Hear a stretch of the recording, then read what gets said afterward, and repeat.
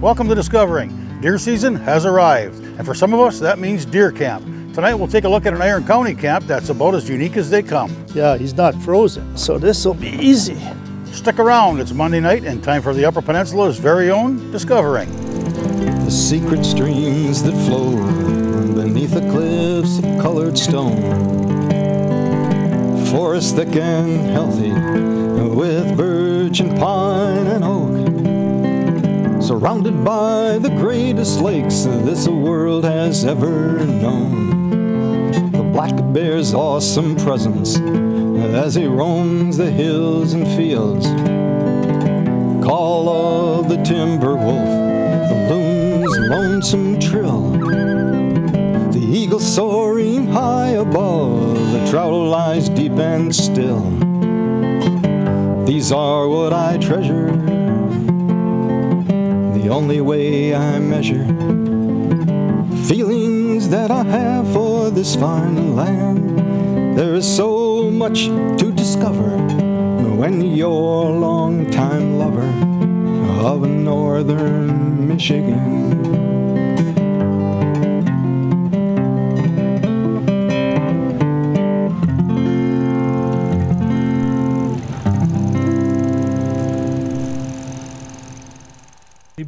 You may remember some time ago I met up with Ray Koivunen and Don Sarder, makers of Crow Knives.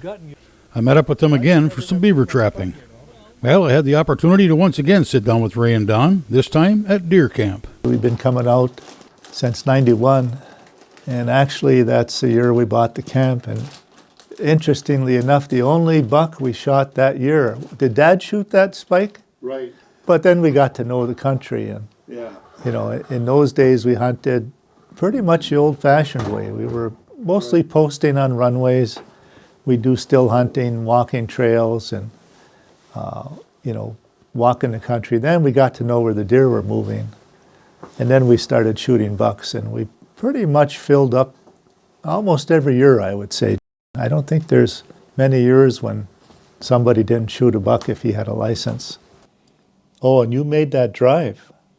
Yeah, I made a drive for you. And sure enough, out bounding comes an 8-point. Okay. So, as good as I am, That got bigger too. No, that. I think it was a 7-point. Oh, okay. Well, I See, wasn't. you're stretching it. I wasn't counting tines. It was a nice rack. Okay. So I shot him in midair, maybe, but I hit him. Yeah, And you down he did. went, and he tumbled over, and he got up and kept running. Yeah.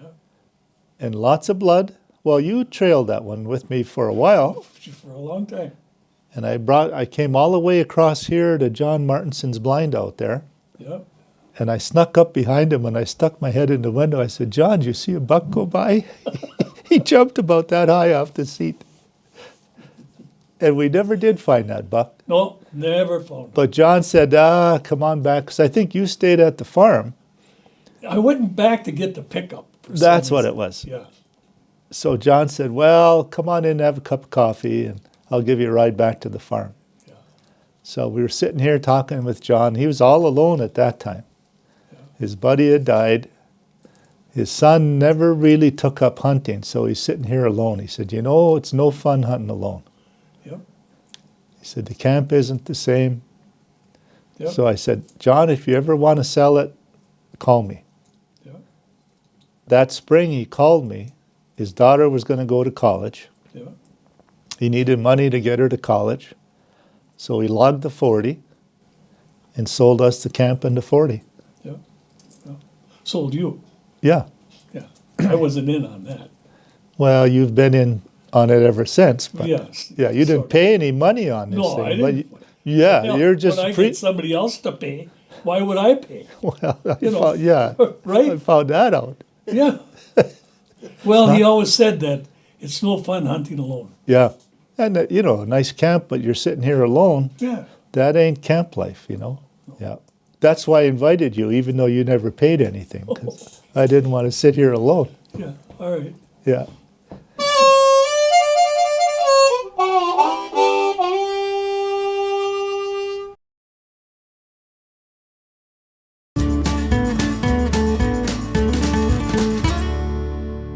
we're here night before season. Everybody's here. Yeah. We get up early the first day, and then that's the only early morning hunt of the Right. season. It doesn't pay to get up early every day. No. Like Your John, best hunt is in the evening anyway. well, that's what John says. He says, I've shot more bucks in the evening than in the morning, but he only gets up one morning of deer season. That's right. So it kind of makes sense, Yeah. but he won't admit that, you know. No. John is a late sleeper. He usually gets 12 hours every night. Yep. So if you go to Then bed, he can even get more than that. he's been known, yeah, Maybe 14. yeah, on a good night. Well, even on a bad night sometimes, Yep. he gets 14 hours. He's one of a kind there, John.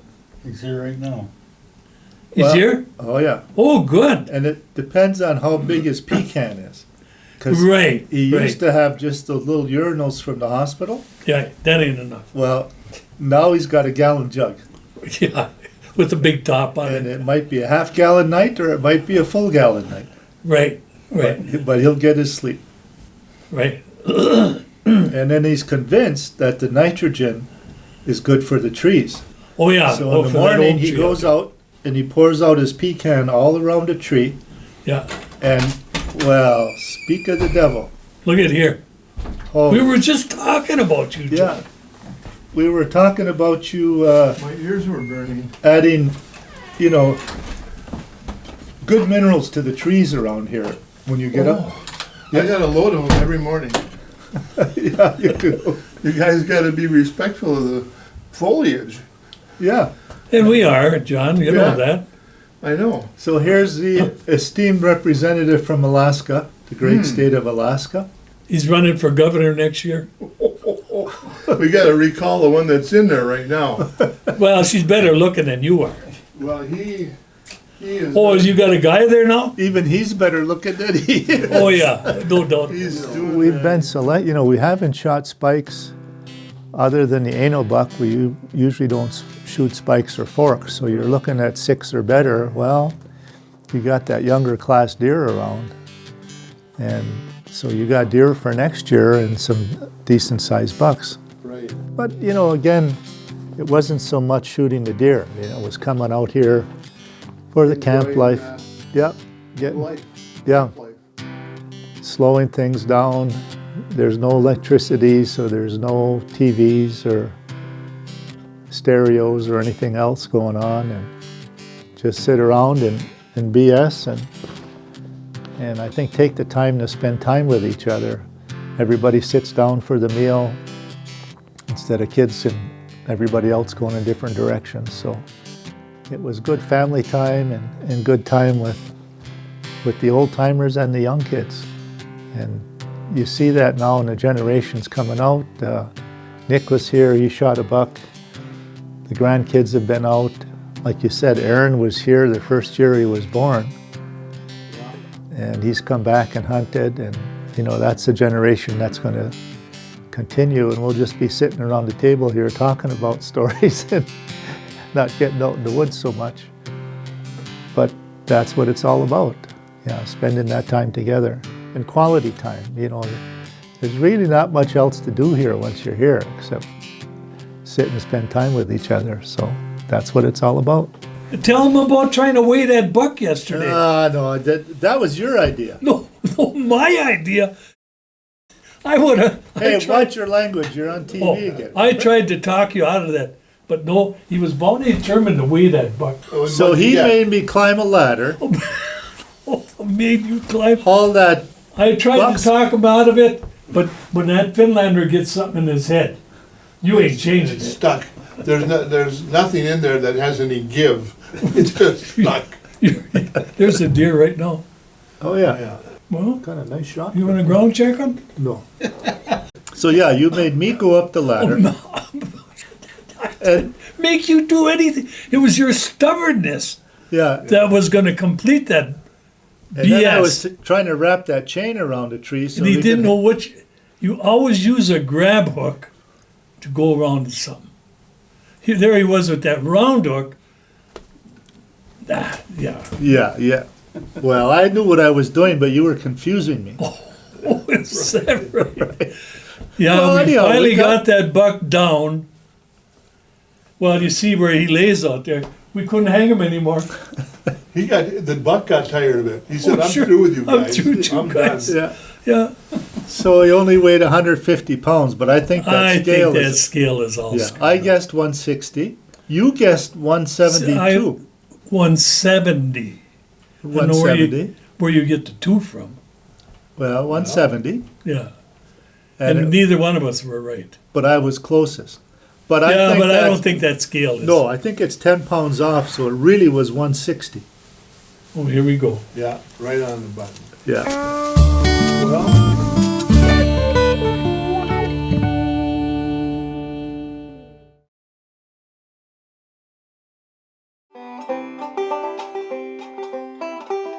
Camp Hemlock shirt for the Ano buck, which is the first buck shot that season. Then the biggest buck gets the Toivo shirt. And then that was our camp logo for a while. See, there's Toivo right there. Toivo and Ano. But yeah, John shot this doe. It fell, and he just left it lay there. Kept hunting. Had his binoculars going. He was looking at out in the field there. And then he looked back to see if his deer was there, and then he'd over here again. And well, one time he looked, the deer was gone. He said, "Where the hell's my deer?" Damn bear came in and dragged it away, and he didn't even know it. Yeah, That and was if your you, choice. and if you That's shoot right. another one, you better think twice before you do that. 'Cause oh, then I'm not gonna do it no somebody's more. got to gut it. Somebody's Right, got to drag right. it in. And Right. then we got to hang it. And then probably skin it and quarter it and cut it up. Yep. Yep. That's a lot of work. Yep. That is So I'm not sure you should shoot another one. me. Right. Yeah, but I got a license that says I can. We Yeah. know that. Yeah, and you've never wasted a license in your life, so it's time you did. I would never waste a license.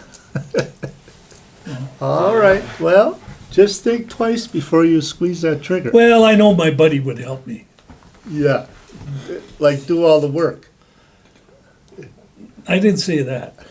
Yeah, but I know. No, I do a lot of that. Yeah, you give good advice. Oh, geez, thanks a lot. So there's a couple ways to skin a cat. There's a lot of ways to skin a deer. And we've hung them up, head up, skin them down, put them tail up, skin them down. Then there was the old trick, you just skin along the back of the neck, and you get a big rock and tie a rope on it, and then hook it up to your pickup and skin it in one fell swoop.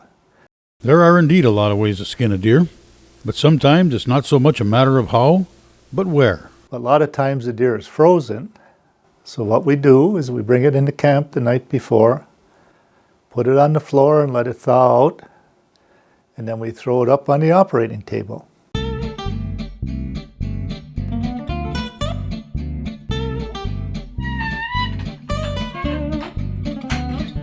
I don't think I can throw him on my back. Yeah, he's not frozen, so this will be easy. So as long as we got 3 guys, if you grab the head, I'll take this. 1, 2, 3. Got it. Boy, he just fits on the operating table. And he doesn't need any more anesthesia. He's sufficiently anesthetized. So usually what we do is we saw the 4 legs off, but I'm just going to skip that for today because my son's coming up and he wanted to help. Then what we do, take our handy dandy bungee cords, and we got to roll him on his back. Slide him this way and his rack will keep his neck straight. Yeah, I might have to double. There's one leg. There's another leg.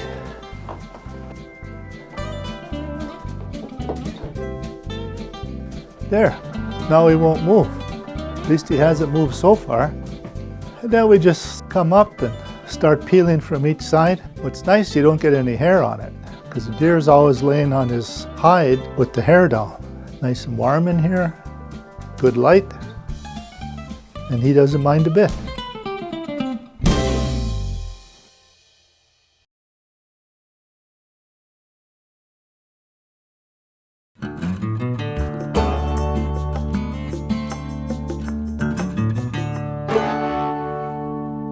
That table was made for my grandpa. I think it was 1907. That's when they were hunting out at Ralph at the Skelly Ranch. I think a friend of his made it for him. So it's 2 deer heads back to back. It's 4 deer heads. Oh yeah, 2 on the bottom. Right, there's 4 heads. I forgot. Yeah, and then 2 on top. Yep. And the antlers are the base for the table. So it's a little shaky, but not bad. And he did a nice job on the inlay on this. Yeah, for the tools that they had in that day. Yeah, Yeah, yeah. yeah, he really did a good job. So that was a gift from one of his hunting buddies. Yeah, I've been coming to this camp since Ray bought it in 1991. I had actually started coming back in 1990. I've been back every deer season since, and fly down from Alaska. Usually we stay here for several days, at least a week or week and a half, sometimes a full 2 weeks.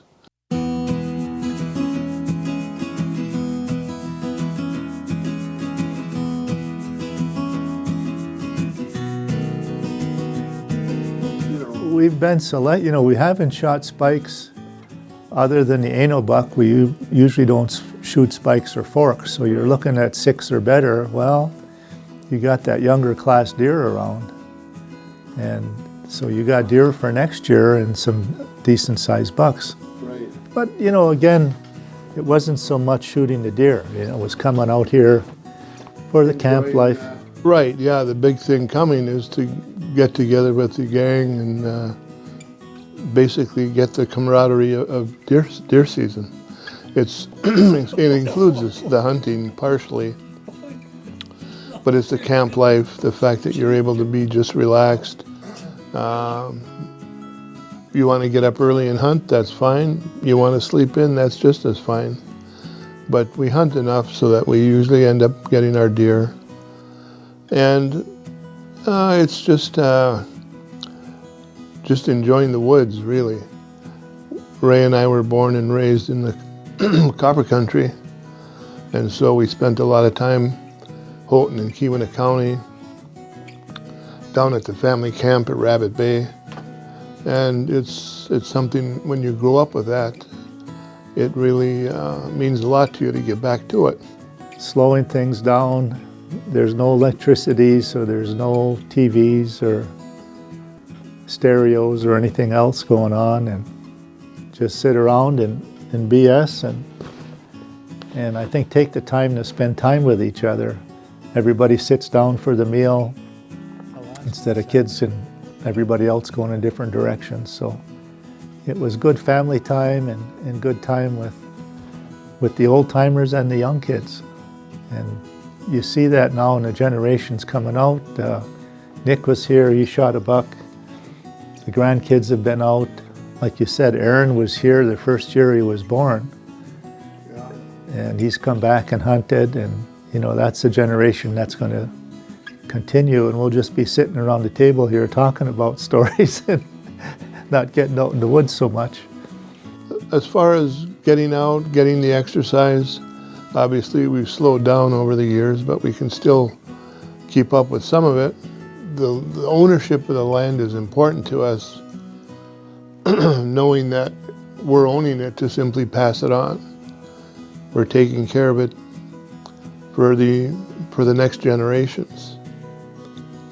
And so we pay attention to that. That's what it's all about. Spending that time together and quality time. There's really not much else to do here once you're here except sit and spend time with each other. So that's what it's all about.